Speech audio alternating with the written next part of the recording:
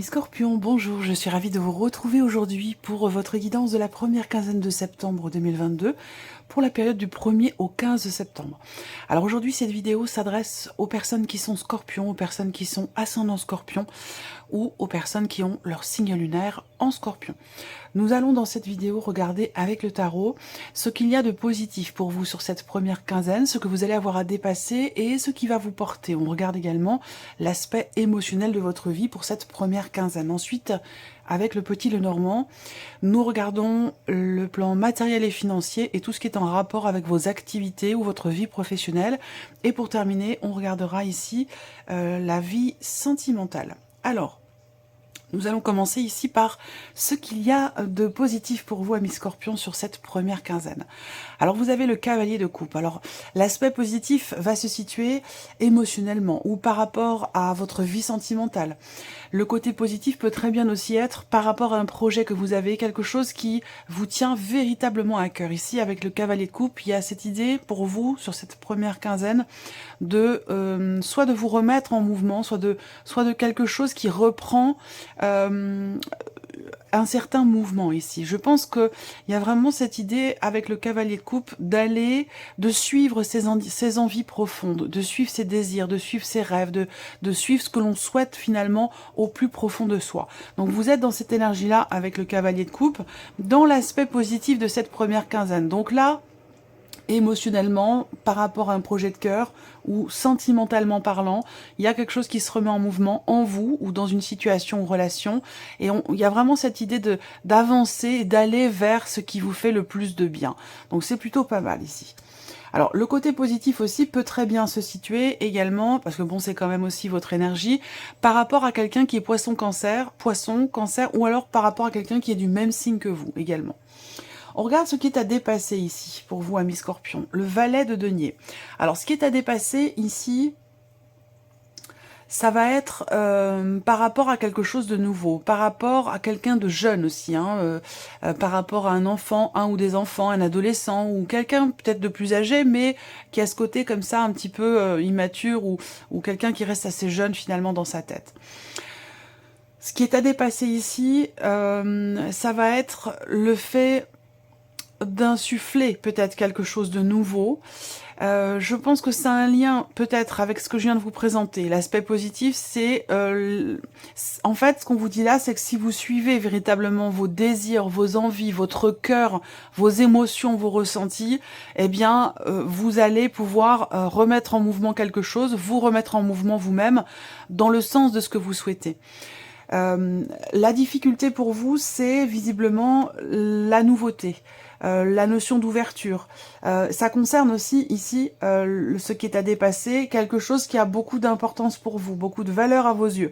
Donc visiblement, on a la nouveauté, on a le mouvement. J'ai l'impression que là, il y a, sur cette première quinzaine pour vous, peut-être le besoin de se dépasser, de se faire confiance et de suivre son cœur et son intuition par rapport à ce qui est attendu, par rapport à ce qui est souhaité. Alors on regarde ici ce qui va vous porter. Qu'est-ce qui va vous porter? Le 6 de denier. Oh, elle est magnifique cette carte. Je ne sais pas si vous la voyez bien. Elle est superbe. Alors, ce qui va vous porter ici avec cette carte-là, c'est la notion de partage et la notion de donner et recevoir. Donc là, moi, ce que je vois, c'est que il y a ici peut-être un blocage pour certains ou certaines d'entre vous par rapport à la personne dont je vous ai parlé ou par rapport à quelque chose de nouveau. J'ai l'impression que ce qui vous porte finalement, c'est le fait de l'idée de pouvoir trouver ou retrouver un certain équilibre, soit émotionnel, soit dans une relation qui a beaucoup d'importance pour vous. Alors je vais attendre de voir un petit peu l'entièreté de votre tirage, mais j'ai la sensation qu'il est question pour vous vraiment d'être à l'écoute de votre cœur, de vos ressentis, de suivre vos envies profondes. Alors, pour certains ou certaines d'entre vous, ça peut se situer dans la vie sentimentale ici, par rapport à quelque chose de nouveau, dans le cas d'une nouvelle relation ou dans le fait d'insuffler quelque chose de nouveau.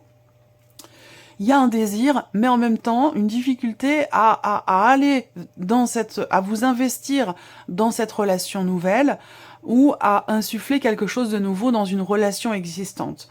Et ce qui va vous porter, c'est de vous dire que vous allez finalement récolter le fruit de vos efforts, récolter tout ce que vous allez recevoir, finalement le retour de tout ce que vous avez donné, de tout ce que vous avez investi. Voilà. Alors, on continue, on va regarder l'aspect émotionnel pour voir ce qui ressort là. Le roi de denier, cavalier de coupe et la roue de fortune. Bon, c'est intéressant. Vous voyez, le cavalier de coupe est au centre encore ici. Donc, c'est très important pour vous sur cette première quinzaine de septembre de suivre votre cœur, de suivre vos ressentis, d'aller dans le sens de ce que votre cœur vous dit, d'aller dans le sens de ce que votre intuition vous souffle ici. C'est très important parce que cette carte, ça fait déjà 2 fois qu'elle ressort ici, cavalier de coupe. Donc je pense que là, effectivement, soit c'est vous par rapport à vous-même, soit c'est par rapport aussi à quelqu'un qui est taureau, vierge ou capricorne. C'est tout à fait possible également. Alors, le roi de denier, donc émotionnellement déjà on voit qu'il y a une certaine assise. Hein. Il y a une certaine assise parce que ce roi de denier, il y a ce côté très terre à terre quelque part par rapport à ce qui est vécu, ressenti. Alors, est-ce qu'il est question ici peut-être de trouver l'équilibre pour vous? Je ne sais pas si c'est un état de fait ou si c'est un conseil qui vous est donné ici. Ça peut être l'un, ça peut être l'autre, ça dépend de chacun.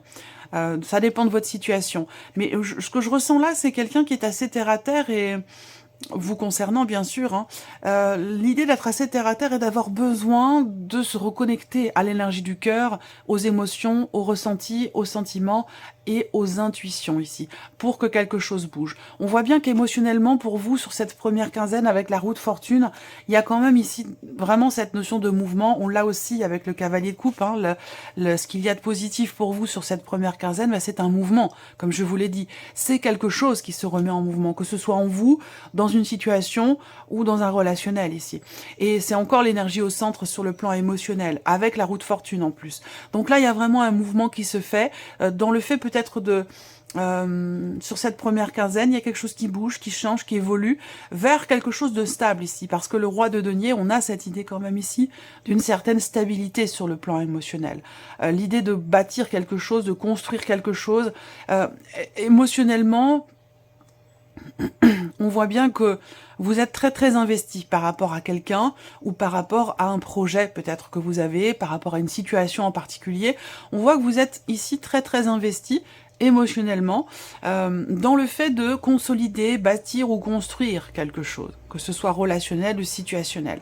Et on voit que là, il y a vraiment quelque chose qui bouge, quelque chose qui avance. La roue de fortune aussi, c'est vraiment l'idée, j'ai l'impression de faire confiance aussi à l'univers, au destin, au fait que les choses changent, évoluent, bougent. De toute façon, quoi qu'il arrive, on n'a pas la main mise sur tout, on ne peut pas maîtriser certaines choses dans la vie, comme par exemple le temps. Il y a cette idée vraiment de s'en remettre finalement au destin, de s'en remettre à l'univers et de faire confiance ici à ce qui peut se passer pour vous. Et je ressens ici cette stabilité émotionnelle, cette confiance ici dans l'idée, dans le fait d'aller vers vos désirs, vos envies profondes, de suivre ce que vous souhaitez finalement au plus profond de vous-même. C'est quand même assez intense. Bon, on va continuer. Alors, on va regarder maintenant ce qui se passe pour vous, pour tout ce qui est matériel, financier, et tout ce qui est en rapport à vos activités et à votre vie professionnelle. Bon, alors là, professionnellement, il y a l'idée quand même ici de quelque chose qui est décidé par rapport à un engagement, par rapport à un contrat, que ce soit un contrat à venir ou un contrat qui est déjà existant. Là, il est question de trancher, de décider. Pour moi, il va y avoir un avant et un après. Pour certains ou certaines d'entre vous, il y a peut-être de l'hésitation dans le fait de rompre un contrat, dans le fait de décliner quelque chose ou dans le fait de changer de situation ici. Pour moi, il y a de l'hésitation. Pourquoi? Parce que la décision que vous allez prendre va vous faire bifurquer, va vous faire changer de route, de chemin, et c'est une décision sur laquelle vous ne pourrez pas revenir. Donc c'est peut-être la raison pour laquelle il peut y avoir ici un petit peu de doute, d'hésitation, de questionnement, ou Peut-être que la réflexion est de mise ici, même si avec la faux, il y a quand même cette idée de prendre une décision quand même assez rapidement. Moi, ce que je ressens là par rapport au travail, c'est que votre situation professionnelle, de toute façon, va prendre un tournant décisif. Vous allez prendre une autre route, un autre chemin, et vous ne pourrez pas revenir en arrière. Voilà, c'est une décision importante, je pense, ici. Ça concerne la notion d'engagement. Donc le fait de vous engager dans quelque chose, de vous engager vis-à-vis de quelqu'un, ou, à contrario, pour certains d'entre vous, le fait de vous libérer d'un engagement ici. Quoi qu'il en soit, il est question de se positionner, de faire un choix, de prendre une décision qui vous emmènera certainement ici sur une autre route, sur un autre chemin. Alors peut-être que là, il est question aussi pour certains d'entre vous avec la faute, de trancher, de décider quelque chose par rapport à une situation dans laquelle vous tournez peut-être en rond, ou par rapport à une situation dans laquelle vous avez l'impression peut-être de tourner en rond. Quoi qu'il en soit, la décision que vous prendrez, j'ai l'impression qu'elle vous sera bénéfique, parce que on a quand même ici, avec les symboles de cartomancie, une notion de succès, de réussite. Alors ce que je vois également, c'est l'idée de recevoir des nouvelles ici, d'une situation dans laquelle vous vous sentez peut-être emprisonné ou manipulé. Il y a l'idée de recevoir ici des nouvelles qui vont être positives pour vous. Ensuite, tout ce qui est matériel et financier. Alors là, on voit qu'il peut y avoir... il va y avoir des dépenses déjà de santé. Alors c'est pas forcément par rapport à la maladie ou un problème de santé. Ça peut être aussi des dépenses concernant votre bien-être, votre équilibre, concernant vos énergies. Donc c'est pas forcément par rapport à la maladie ou à un problème de santé, même si ça peut être le cas pour certains d'entre vous. Moi, ce que je vois plutôt là, c'est quelque chose qui n'est peut-être pas forcément remboursé, par exemple par la Sécu, vous voyez. Donc l'idée d'aller, de consulter un énergéticien, de consulter peut-être aussi un... Je cherche le terme exact. Il est passé, le mot est passé et il est reparti. Pour retrouver un équilibre alimentaire. Je cherche, le mot est parti. Un diététicien, voilà, énergéticien, diététicien. L'idée de s'en remettre ici, de consulter, de s'en remettre à quelqu'un qui est vraiment spécialisé dans son domaine par rapport à l'équilibre. Alors ça peut être très bien aussi le fait de consulter quelqu'un pour le bien-être ici. Donc ça peut être aller se faire masser, aller chez l'esthéticienne ou ce genre de choses, vous voyez, ça peut être aussi ça. Alors après... Donc ce sont des dépenses, évidemment, qui ne vont pas être forcément remboursées. Ensuite, on a l'aspect financier ici, peut-être l'idée de recevoir également des nouvelles, même si je n'ai pas forcément les cartes qui me le montrent, mais voilà, évidemment, je ne m'en remets pas qu'aux cartes. Là, financièrement parlant, j'ai l'impression que soit vous allez voir un notaire ou un avocat, soit vous recevez des nouvelles, si vous êtes déjà en situation, par rapport à quelque chose de familial, une dimension financière dans la famille, ça peut avoir un lien avec un patrimoine, un don, un legs, un héritage ou quelque chose comme ça. Vous allez être amené à consulter quelqu'un ou à payer quelqu'un pour vous accompagner peut-être dans certaines démarches concernant cette dimension financière sur le plan familial. Après là, moi ce que je vois, c'est que vous allez peut-être aussi investir. Alors là, ça parlera pas à tout le monde, parce que c'est quand même plus spécifique, plus précis. J'ai l'impression que, je sais pas si, alors je sais pas du tout comment ça se passe. Moi, j'ai déjà fait des recherches généalogiques de mon côté, de manière tout à fait personnelle, mais je pense que effectivement, on peut aussi s'adresser à quelqu'un qui est spécialisé pour faire une recherche généalogique. Et j'ai l'impression que là, peut-être que vous avez des dépenses sur ce point-là, que vous avez à cœur de pouvoir faire une recherche spécifique sur le plan généalogique par rapport à quelque chose de familial, par rapport à des ancêtres. Ensuite, tout ce qui est financier, on voit qu'il y a un projet. Il y a un projet de cœur, il y a peut-être aussi un début de quelque chose. Soit vous avez un projet, soit vous commencez tout juste à mettre en place quelque chose dans le cadre d'un projet qui nécessite évidemment des dépenses, puisque je vous parle de la sphère financière. Projet, ici ce que je vois, c'est que évidemment il y a un projet qui nécessite un investissement, une dépense, puisqu'on me parle d'argent ici, et ça a un lien ici, projet familial, on parle d'argent ici. Donc il y a quelque chose qui... alors voilà, tout va dépendre de votre situation, de votre avancement par rapport à ce que je vous présente là. Certains ont déjà entamé un processus par rapport à un projet familial, et puis d'autres, c'est simplement encore qu'au stade de la pensée du projet, si vous voulez. Mais il y a vraiment cette dimension ici financière et familiale par rapport à un projet. Ça peut concerner aussi le lieu de vie, la maison. Ensuite, on voit l'aspect matériel de votre vie ici.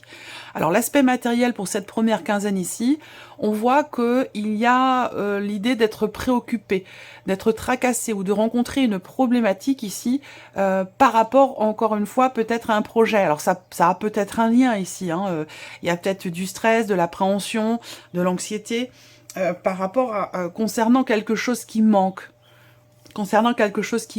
C'est dans le cadre du projet dont je vous ai parlé ici. Donc un projet, peut-être que vous allez ici recevoir des nouvelles qui peuvent quelque part vous inquiéter, non, vous préoccuper en fait ici. Moi ce que je vois c'est des préoccupations concernant des papiers, un courrier ou des nouvelles reçues concernant ici un projet ou peut-être une proposition qui est faite aussi. Voilà. Matériellement parlant, alors est-ce qu'il n'y a pas ici, pour certains ou certaines d'entre vous, l'idée d'être dans une situation un petit peu délicate par rapport à quelqu'un de très proche, concernant quelque chose que vous avez peut-être prêté et qui ne vous a pas été rendu, ou qui ne vous est pas rendu, et que vous ne savez pas trop comment aborder cette personne par rapport à ça. Voilà. Alors, on termine pour vous, amis Scorpions, avec la vie sentimentale. Qu'est-ce qui ressort pour vous par rapport à la vie sentimentale? Bon, bah c'est très intéressant. Alors, il y avait quand même la carte des nuages, dernière carte, hein, qui représente les préoccupations, les inquiétudes. Alors, on peut me parler aussi peut-être du passé, là, pour certains ou certaines d'entre vous.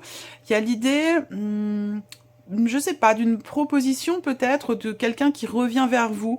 J'ai l'énergie du passé qui est quand même présente ici. Il y a un trouble ici. Il y a un trouble dans ce qui est partagé avec quelqu'un, mais j'ai l'impression que c'est quelqu'un que vous connaissez déjà. Il ne s'agit pas de nouveauté ici, hein, mais plutôt que, d'ailleurs, quelle que soit votre situation, hein, que vous soyez en couple ou célibataire, j'ai l'impression qu'il y a quelque chose qui vous trouble concernant ce qui est partagé avec une personne que vous connaissez déjà. Ça peut avoir un lien, évidemment, avec un ex, une ancienne relation ici. Alors, moi, ce que je vois, c'est que pour certains ou certains d'entre vous, vous avez peut-être encore des sentiments pour quelqu'un, ou vous ne savez plus, finalement, ce que vous ressentez par rapport à une personne. À vous de voir si ça concerne la personne avec qui vous vivez, une personne du passé. Pour certains d'entre vous, vous n'avez pas de vie sentimentale, et peut-être que ça se situe plus sur une relation amicale ou familiale. Moi, ce que je vois, c'est qu'il y a quand même l'idée de quelque chose qui progresse, qui évolue. Dans le fait de s'ouvrir à l'autre, dans le fait de pouvoir peut-être rencontrer quelqu'un. Il y a peut-être une sortie.